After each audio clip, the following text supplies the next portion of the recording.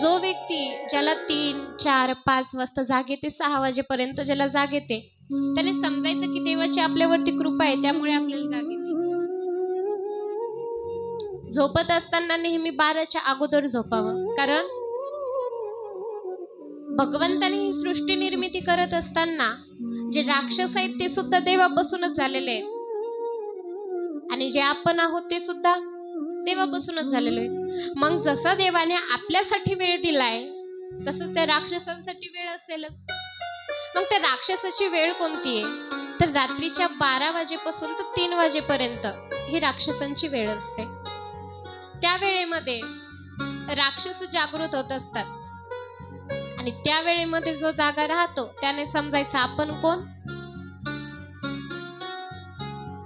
बरेच बाया म्हणतात ना, रात्री झोपच येत नाही, दुसरं काही नाही ते त्याचे लक्षण आहे. या 12 ते 3 वाजेपर्यंत जो जागा राहतो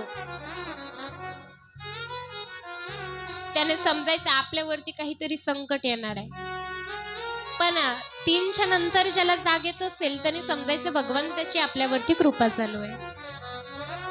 पण त्या वेळेला उठल्याच्या नंतर काहीतरी देवाचं नामस्मरण करावं बरं का. नाहीतर सकाळी सकाळी खूप नेट चालते त्याच्यामुळे उठायचं काहीतरी करत बसायचं फोनवर, त्याला ब्रह्ममुहूर्त म्हणत नाहीत. काल देवराज ब्राह्मणाची कथा श्रवण केल्याच्या नंतर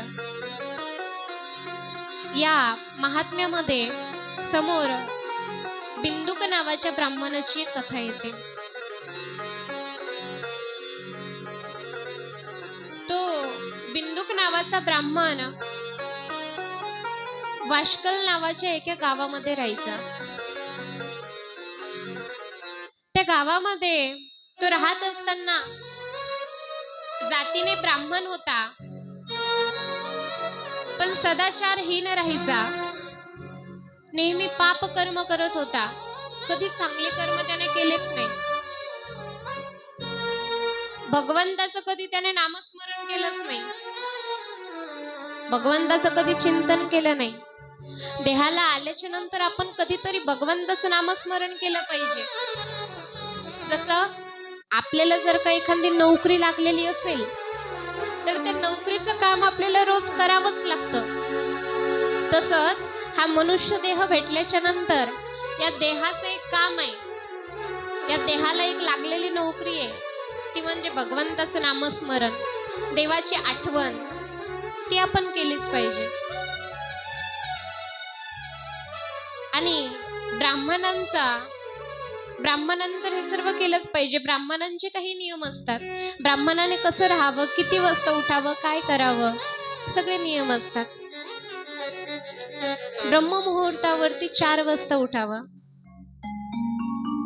ब्रह्ममुहूर्तावरती उठल्याच्या नंतर आपण आपलं स्नान वगैरे आवरून काहीतरी भगवंताचं नामस्मरण करत बसणं म्हणजे ब्रह्ममुहूर्त. या 3 ते 6 किंवा 4 ते 6 वेळेमध्ये जो उठतो, 3 वाजेपासून तर 5 वाजेपर्यंत उठण्याचा नियम हा ब्राह्मणांचा आहे. ब्राह्मणांनी त्या वेळेमध्ये उठावं.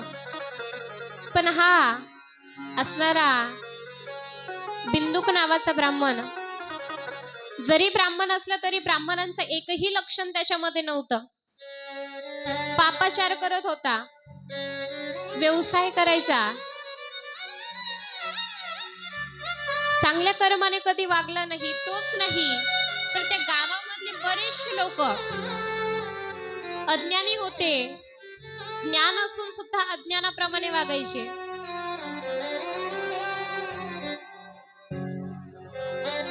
वाईट वागत होते, स्वधर्मी नव्हते.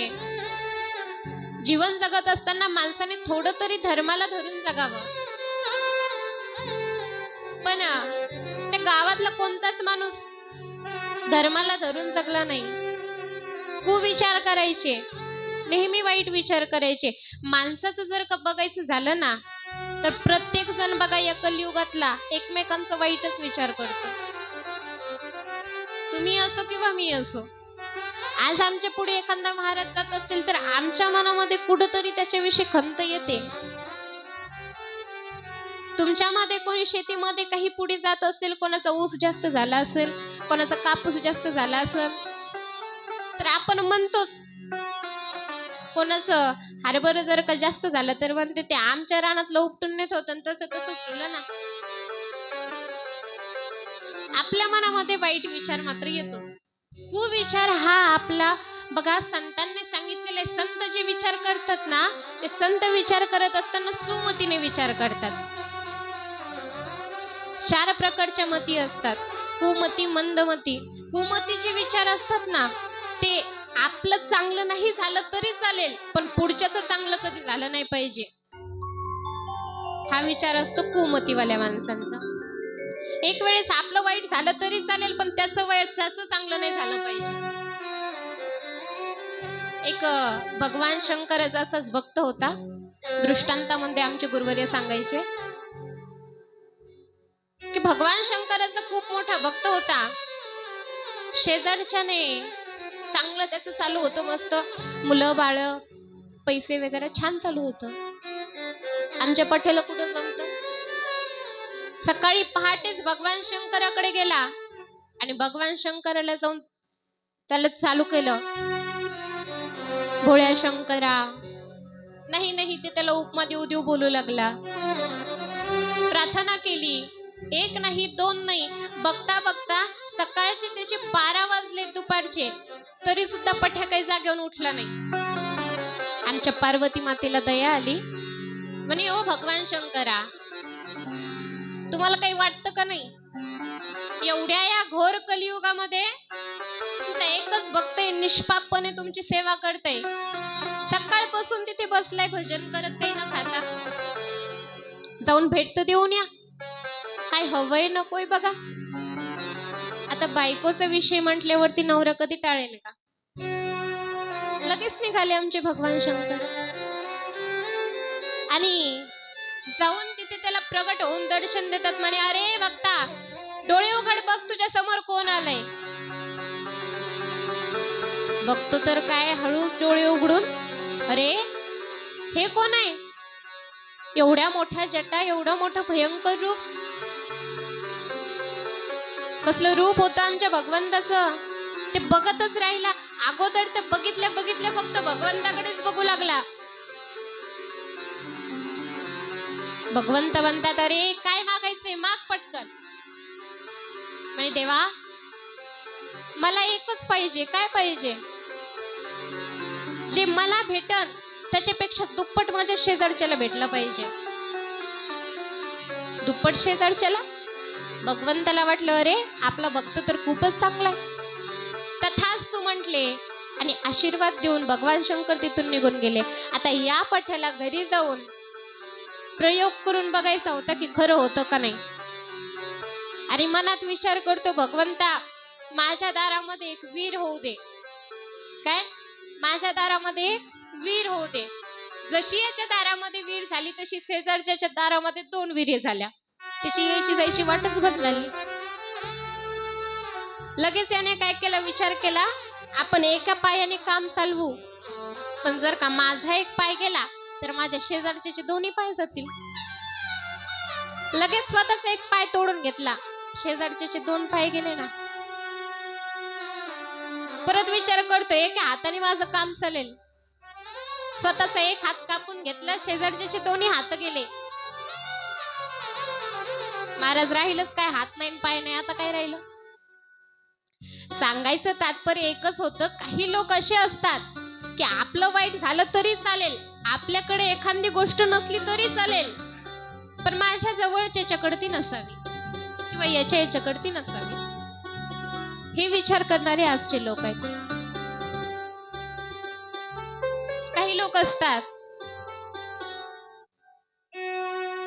ते विचार करतात की पुढच्याचं चांगलं हो नाही हो, माझं चांगलं झालं पाहिजे. एक पट ते बरे बरं का, पण कुमतीवाले चांगले नाही. त्याच्यानंतर काही असे असतात ते या कलियुगामध्ये सहजासहजी सापडत नाहीत आणि ज्याला सापडले त्याने समजायचं आपलं काहीतरी पुण्यच असेल. ते कोणते आहे? महामती. संतांचे विचार घेणारे असतात महामती. ते विचार करतात एक वेळेस आपलं वाईट झालं तरी चालेल, पण आपल्या पुढच्याच वाईट होऊ नये हा विचार करणारे म्हणजे महामती. ब्राह्मण जातीमध्ये जन्माला आल्याच्या नंतर महामतीने विचार केला पाहिजे, काहीतरी चांगला विचार केला पाहिजे. पण नाही, तो बिंदुक नावाचा ब्राह्मण कुमतीने विचार करायचा, नेहमी वाईट विचार करायचा. बरं ठीक आहे, इथपर्यंत एक ठीक होतं. आता त्याचं लग्न झालं. लग्न झाल्याच्या नंतर त्याला चंचुला नावाची पत्नी होती. त्या पत्नी सोबत तो राहू लागला. राहता राहता आता जर का वाईटच विचार करत असेल तर महाराज काय बघायचं काम आहे. बायको घरातलं काही सामान वगैरे सांगायची, हे आणा ते आणा. आता आमच्या पठ्याला राग आला, आणि काय तुझी रोजचीच कुमकुम चालू आहे माझ्या पाठीमागे. बायकोवरती राग राग करायला लागला, तिला मारहाण करायला लागला. रोज तिला मारहाण करायचा.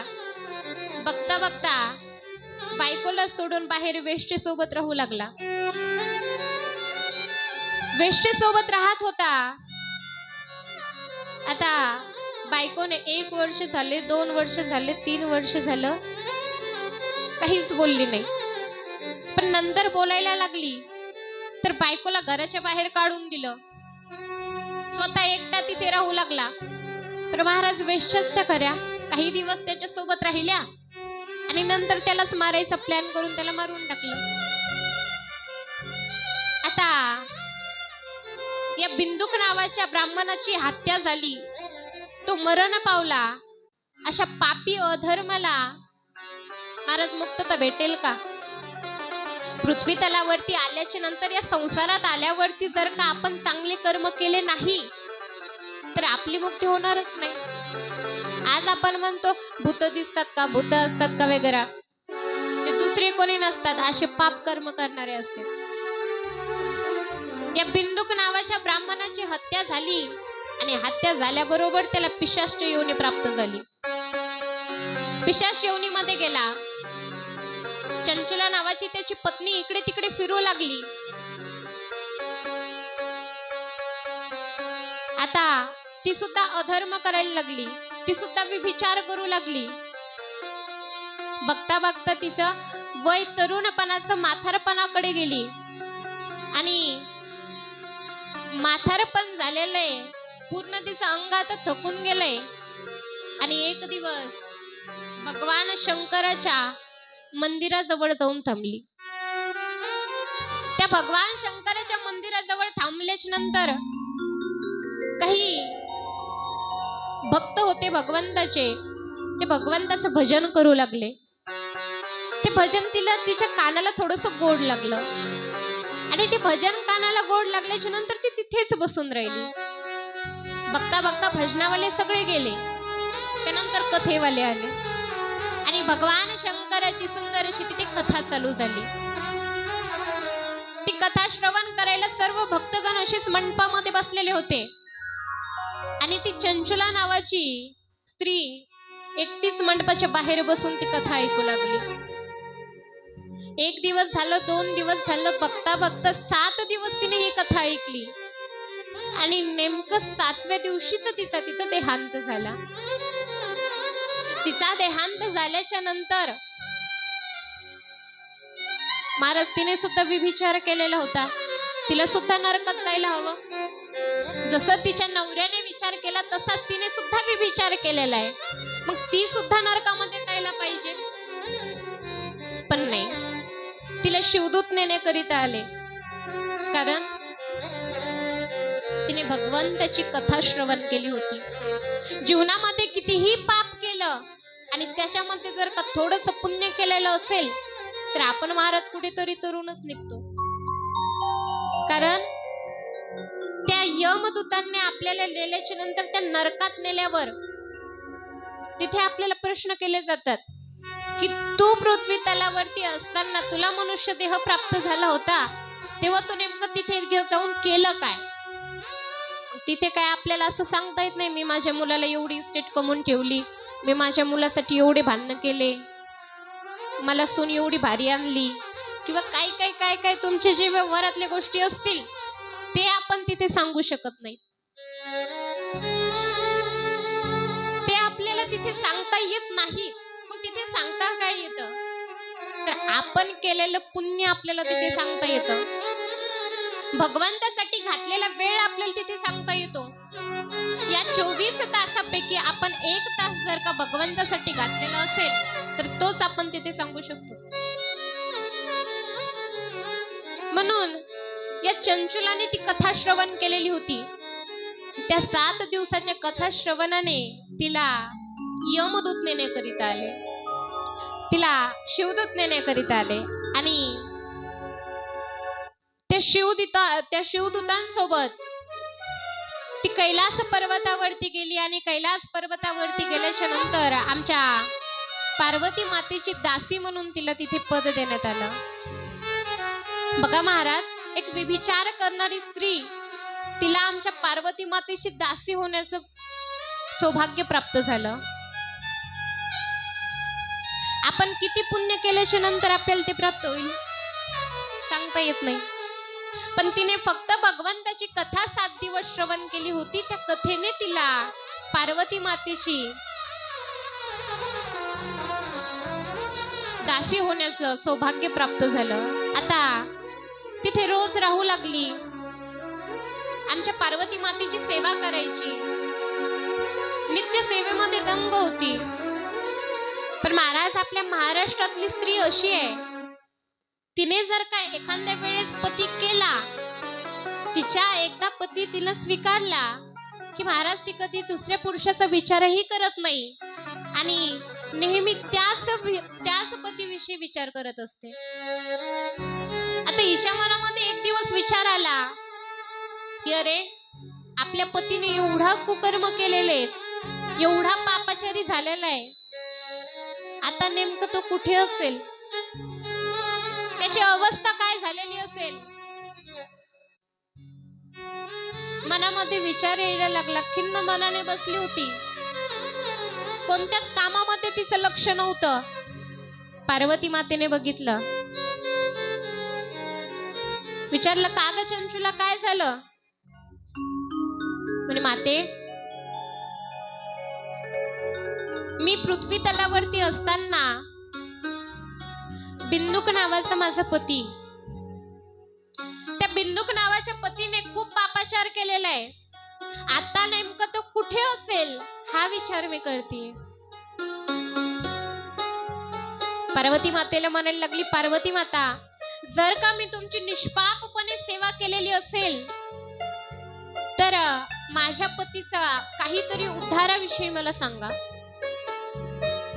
तेव्हा पार्वती मातेने सांगितलं, तुझ्या पतीला पिशाच्य योनी प्राप्त झालेली आहे. त्या पिशाच्य योनीमध्ये तो एका पर्वतावरती फिरत आहे आणि जसं माहीत झालं तसं आमच्या चंचुलाच्या डोळ्यातून पाणी यायला लागलं. महाराज, तिचा पतीविषयी भाव पाहून आमच्या पार्वती मातेला दया आली आणि पार्वती मातेने एका ब्राह्मणाला बोलवलं आणि त्या ब्राह्मणाला बोलवून सांगितलं की बिंदुक नावाचा जो पिशाच योनीमध्ये त्याला प्राप्त झालेला आहे, त्याला जाऊन भगवंताची कथा सांगा. आणि त्या ब्राह्मणाने त्या पिशाच योनीमध्ये प्राप्त झालेल्या त्या ब्राह्मणाला म्हणजेच बिंदुकाला जाऊन भगवान शंकराची ही अवीट गोड मधुर कथा सांगितली. जशी ही कथा सांगितली तसं त्याचा तिथे उद्धार झाला आणि उद्धार झाल्याच्या नंतर पार्वती मातेला तो शरण आला, भगवान शंकराला शरण आला आणि अशा प्रकारे त्या बिंदुक आणि चंचुला नावाच्या पापाचार करणाऱ्या, कुलहीन असणाऱ्या त्या दोघांचाही इथे उद्धार फक्त भगवान शंकराच्या या शिवकथेने झालेला आहे.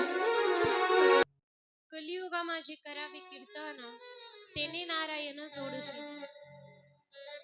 या कलियुगामध्ये भगवंताची कथा श्रवण करावी, भगवंताचं नामस्मरण करावं, असा या कथेचा सरळ सरळ आपण महिमा इथे श्रवण केलाय. मी तुम्हाला कालच सांगितलं, कथा